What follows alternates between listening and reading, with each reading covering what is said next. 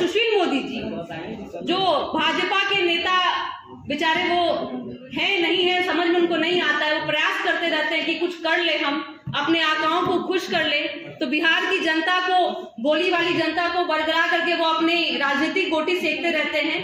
मैं थोड़ा उनसे आग्रह करूंगी कि थोड़ी अपनी राजनीतिक पृष्ठभूमि को और मजबूत करें। बिहार ही नहीं, मध्य प्रदेश, उत्तर प्रदेश भी चले जाएं, वहां की भी जनता आपको खोज रही है कि शायद आप वहां की जनता के हक के बारे में कुछ बात करेंगे। ये समझने वाली बात है।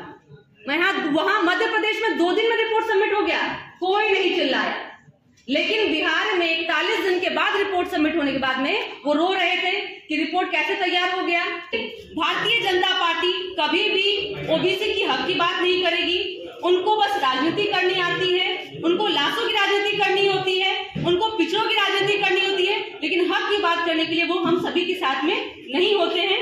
और जाति आधारित जनगणना की मांग को निरस्त कर देना मोदी सरकार के मंसूबों और उंगली उठाने के लिए काफी है। के बाद बिहार सरकार ने खुद अपने खर्च पे जाति आधारित जनगणना को करवाने का निश्चय किया है। इस वर्ष की शुरुआती में ही यह कार्य शुरू हो गया और अगले 1 वर्ष के अंदर ही इसकी रिपोर्ट आ जाएगी। मोदी सरकार के पास अभी भी वक्त है कि जाति आधारित जनगणना करवा ले, जातियों को उचित प्रतिनिधित्व एवं भागीदारी सुनिश्चित करें। राज्य सरकारों से भी आग्रह है कि यह मोदी सरकार यह काम नहीं करती है तो बिहार के रास्ते पर चलते हुए अपने खर्च पे जातिगत जनगणना करवाएं। अब भाजपा शासित राज्यों में जो चुनाव होना है या हो चुका है और जो नहीं हुआ है, जिस तरह से बिहार भाजपा के नेता त्राहिमाम मचा रहे थे, छाती पीट रहे थे कि भाई ओबीसी का आरक्षण खत्म करके चुनाव करा रहे हैं, मैं थोड़ा उनको कहूंगी कि उठिए, जागिए, मध्य प्रदेश जाइए, उत्तर प्रदेश जाइए, वहां घोषणा हो गया है और कहा गया है कि ओबीसी आरक्षण को समाप्त करते हैं, हम चुनाव को कराएंगे। और इसी हम यूं ही नहीं बोल रहे हैं, हमारे पास तथ्य है, जानकारी उस आधार पे बोल रहे हैं। तो बिहार, खासकर सुशील मोदी जी, जो भाजपा के नेता बेचारे वो है नहीं है, समझ में उनको नहीं आता है, वो प्रयास करते रहते हैं कि कुछ कर ले, हम अपने आकाओं को खुश कर ले, तो बिहार की जनता को, बोली वाली जनता को बरकरार करके वो अपनी राजनीतिक गोटी सेकते रहते हैं। मैं थोड़ा उनसे आग्रह करूंगी कि थोड़ी अपनी राजनीतिक पृष्ठभूमि को और मजबूत करें। बिहार ही नहीं, मध्य प्रदेश, उत्तर प्रदेश भी चले जाएं, वहां की भी जनता आपको खोज रही है कि शायद आप वहां की जनता के हक के बारे में कुछ बात करेंगे। तो मैं आपको, जहां पे अभिषेक जी ने बताया गुजरात के बारे में, असम के बारे में, त्रिपुरा के बारे में, साथ ही मैं आगे बढ़ते हुए आपको मैं बता दूं कि मध्य प्रदेश में वर्ष 2019 और 20 में से ही 321 नगर निगम और 23,073 अन्य स्थानीय निकाय के चुनाव लंबित थे, लेकिन वहां वर्ष 2022 में इस चुनाव को करवाने के लिए कोई प्रयास नहीं किया गया। ये 2022 की मैं बात कर रही हूं। जब तक सर्वोच्च न्यायालय ने इस मामले में हस्तक्षेप नहीं किया, 10 मई 2022 ने के अपने फैसले में न्यायालय के त्वरित रूप से यहाँ चुनाव करवाने के निर्देश दिया।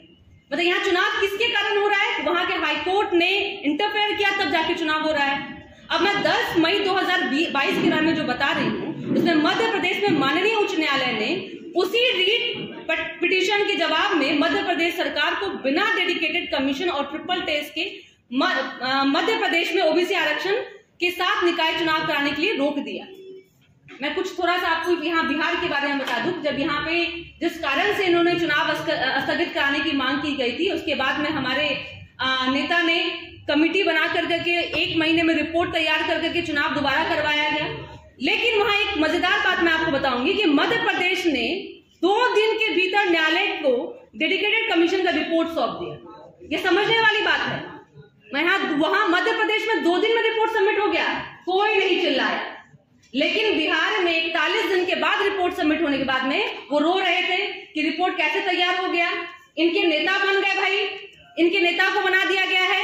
तो मैं उनको बता दूं कि मध्य प्रदेश में जो सरकार ने कमीशन बनाया था, उसका अध्यक्ष अपने ही दल के वर्तमान दल द्वारा इस प्रकार की नियुक्ति संवैधानिक थी। तो ये सवाल सिर्फ हमारे लिए था, मध्य प्रदेश की सरकार के लिए नहीं, क्योंकि वहां भाजपा की सरकार। अब ये सारे मुद्दों को आगे बढ़ते हुए मैं बताना चाहूंगी। जो तीसरा पॉइंट अभिषेक जी ने कहा था कि जातिगत आधारित जनगणना ही आरक्षण संबंधित समस्याओं का हल है। इसमें बहुत गौर करने की चीज है कि जातिगत जनगणना के लिए कई बार आवाज उठाए गए हैं, लेकिन किसी भी सरकार ने इस तरह से काम करने का प्रयास नहीं किया, खासकर भाजपा शासित। और मैं इसमें पूरा इतिहास में बता दूं कि आजादी के बाद से ही पिछड़े अति पिछड़े के आरक्षण के सवाल पर बार बार देश के उच्च न्यायालय एवं सर्वोच्च न्यायालय के द्वारा हस्तक्षेप किया गया है, जिसका मुख्य कारण इन वर्गों से संबंधित आंकड़ों का अभाव है। अब न्यायालय भी क्या करे जब उसके पास आंकड़ा नहीं है। इस संबंध में न्यायालय ने बार बार यह निर्देशित दिया है कि 1931 में की गई जातिगत जनगणना के आंकड़े काफी पुराने हैं और उन आंकड़ों के आधार पर आरक्षण नीति तय करना तर्कसंगत नहीं होगा। सर्वोच्च न्यायालय ने दिशा निर्देश के अनुसार आजादी के बाद से लेकर आज तक देश में काका कालेकर आयोग 1953 समेत कई पिछड़ा आयोग का गठन किया गया। लगभग सभी राज्यों में एक से अधिक राज्य स्तरीय पिछड़े आयोग बनाए गए, जिसमें बिहार में मुंगेरी लाल आयोग था।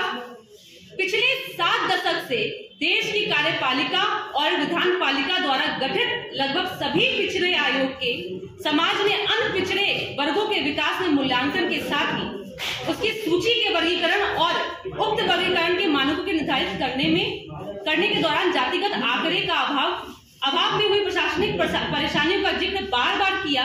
इन सभी पिछड़े आयोग द्वारा दिए गए ज्यादातर सुझावों को देश और राज्य की न्यायपालिका और कार्यपालिका ने इस आधार पर निरस्त कर दिया, क्योंकि उनके सुझाव को तार्किक एवं न्यायोचित बनाने के लिए जरूरी जातिगत जानकारी और आंकड़े यहाँ जो उपलब्ध नहीं थे, बहुत पुराने थे। लेकिन किसी भी सरकार ने जातिगत जनगणना आरंभ नहीं कराई। लेकिन हमारे नेता माननीय मुख्यमंत्री जी वो बार बार कह रहे हैं 2014 में जब सरकार बनी कि भाई हमें जातिगत जनगणना करने की जरूरत है, क्योंकि जिस तरह से बार बार सुप्रीम कोर्ट या हाई कोर्ट के द्वारा उसमें हस्तक्षेप किया जाता है आरक्षण को लेकर के, अगर जातिगत जनगणना हो जाएगी, हमें जानकारी मिल जाएगी किस तरह से क्या किस जाति का है हमारा प्रतिशत, हम उस आधार पर आरक्षण देंगे। लेकिन भारतीय जनता पार्टी कभी भी ओबीसी की हक की बात नहीं करेगी। उनको बस राजनीति करनी आती है, उनको लाशों की राजनीति करनी होती है, उनको पिछड़ों की राजनीति करनी होती है, लेकिन हक की बात करने के लिए वो हम सभी के साथ में नहीं होते हैं। लास्ट में मैं बताना चाहूंगी अन्य पिछड़ा वर्ग के भीतरी उपवर्गीय जुड़े मुद्दे पर गौर करने के लिए 2017 में गठित जस्टिस रोहिणी आयोग के कार्यकाल को केंद्र सरकार द्वारा लगातार 13 वर्ष बढ़ाने के बावजूद उसकी रिपोर्ट जारी नहीं करना और जाति आधारित जनगणना की मांग को निरस्त कर देना मोदी सरकार के मंसूबों और उंगली उठाने के लिए काफी है। रोहिणी आयोग में भी यह साफ साफ कह रही है कि बिना जातिगत डाटा के उनके लिए रिपोर्ट लिखना संभव नहीं हो पा रहा और आयोग राष्ट्रीय स्तर पर किसी प्रकार के सर्वे करने में सक्षम नहीं है। केंद्र सरकार द्वारा जातिगत जनगणना के सवाल पर निरस्त करने देने के बाद बिहार सरकार ने खुद अपने खर्च पे जाति आधारित जनगणना को करवाने का निश्चय किया है। इस वर्ष की शुरुआती में ही यह कार्य शुरू हो गया और अगले 1 वर्ष के अंदर ही इसकी रिपोर्ट आ जाएगी। मोदी सरकार के पास अभी भी वक्त है कि जाति आधारित जनगणना करवा ले, जातियों को उचित प्रतिनिधित्व एवं भागीदारी सुनिश्चित करे। राज्य सरकारों से भी आग्रह है कि यह मोदी सरकार यह काम नहीं करती है तो बिहार के रास्ते पर चलते हुए अपने खर्च पे जातिगत जनगणना करवाए और भविष्य में आने वाली इस तरह की समस्याओं को निजात पाने का यह प्रयास करें। आप सभी का बहुत बहुत धन्यवाद।